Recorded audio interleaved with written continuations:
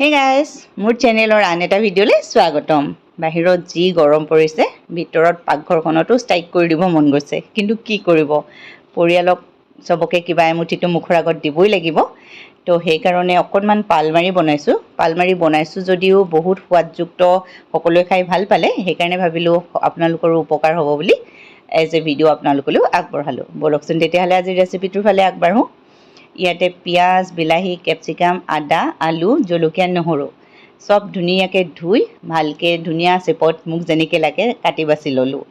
আৰু এতিয়া নহৰুখিনি গুচাই লৈ খুন্দনাটোত দি পেলাই এতিয়া মই এনেকৈ ইয়াত অলপ থেতেলিয়াই লৈছোঁ। একেবাৰে ভালকৈ পিচি পেলাব নালাগে, থেতেলিয়াই ল'লেই হৈ যাব। যিহেতু গৰম, তেলবিহীন খাদ্য হজম কৰিবলৈ ভাল, সেইকাৰণে ভাবিলোঁ আজি বইল খাম। ইয়াতে মই 2 গিলাচ পানী ল'লোঁ আৰু পানীখিনি অকণমান উতল অহাত 1 চামুচ নিমখ দিলোঁ আৰু তাৰপিছত দিলোঁ হালধি আৰু এইখিনি উতলিব দিলোঁ। হালধি নিমখ উতল অহাত এয়া মই ঘৰতে খুন্দি লোৱা জিৰা দিছোঁ আধা চামুচ আৰু এয়া লৈছোঁ মই ধনিয়া পাউডাৰ আধা চামুচ। ভালকৈ উতলিব দিলোঁ। এতিয়া খুন্দি লোৱা আদা নহৰু 1 চামুচ দি দিলোঁ। পিঁয়াজটো কাটি লৈ পানীখিনি উতল অহাৰ পিছত দিছোঁ। আপোনালোকে ইচ্ছা কৰিলে পিঁয়াজ বেছিও দিব পাৰে। পিঁয়াজ বেছি দিলে মিঠা টেষ্ট এটা আহে। লগতে আলুটো বইল হ'বলৈ দি দিলোঁ আৰু এতিয়া কুটি লোৱা বিলাহীখিনিও দি দিওঁ। এই ব্যঞ্জনবিধ বনাবলৈ সুবিধা এই কাৰণে, মানে পাকঘৰত সোমাই আপুনি একেৰাহে লাগি থাকিব নালাগে আৰু জ্বলি যোৱাৰো ভয় নাথাকে। তো কম জুইত বস্তুখিনি উতলি থাকক আৰু আপুনি আৰামত ফেনৰ তলত বহি মাজে মাজে গৈ লৰাই থাকিলেই হ'ল বা বস্তুখিনি দি থাকিলেই হ'ল। জলকীয়া দুটাও ফালি দিলোঁ। ইয়াতে মই লোকেল মাছ লৈছোঁ, ভালদৰে ধুই অকণমান নিমখ দিছোঁ আৰু হালধি দি 10-15 মিনিট মেৰিনেট কৰি ৰাখি ল'লোঁ। তাৰপিছত উতলি থকা জোলখনত মাছকেইপিচ দি দিলোঁ।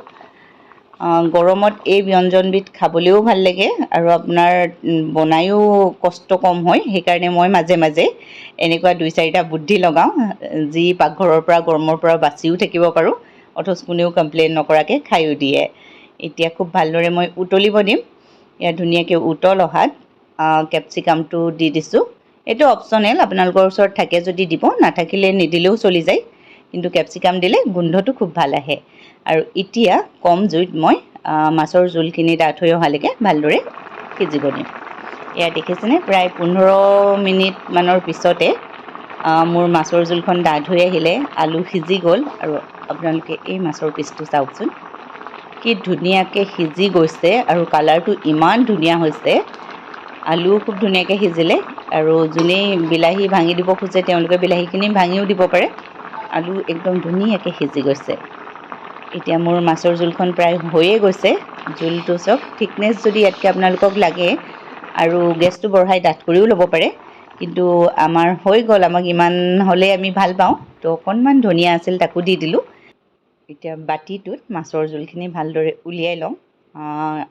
দেখিবলৈ যে ইমান ধুনীয়া হৈছে, গোন্ধটো একদম ভোক লাগি যোৱা ধৰণৰ এটা গোন্ধ আৰু তেলবিহীন খাদ্য। আপুনি যদি নকয় আন কোনেও গমো নাপাব যে এইটো তেলবিহীন খাদ্য, কিন্তু খাবলৈ ইমান সোৱাদ লগা হয়। মই ভাবোঁ যে সপ্তাহত এদিন এনেকৈ বইল খাবও লাগে। তো আই হোপ ভিডিঅ'টো আপোনালোকে ভাল পালে। আৰু বলক আজি মই দুপৰীয়াৰ ভাত সাজ চাই লওঁ।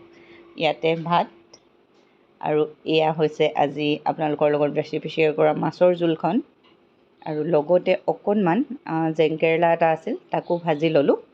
আৰু বছ, দুপৰীয়া গৰমত এইখনেই আজি মোৰ ভাতৰ থালি। থেংক ইউ ফৰ ৱাচিং।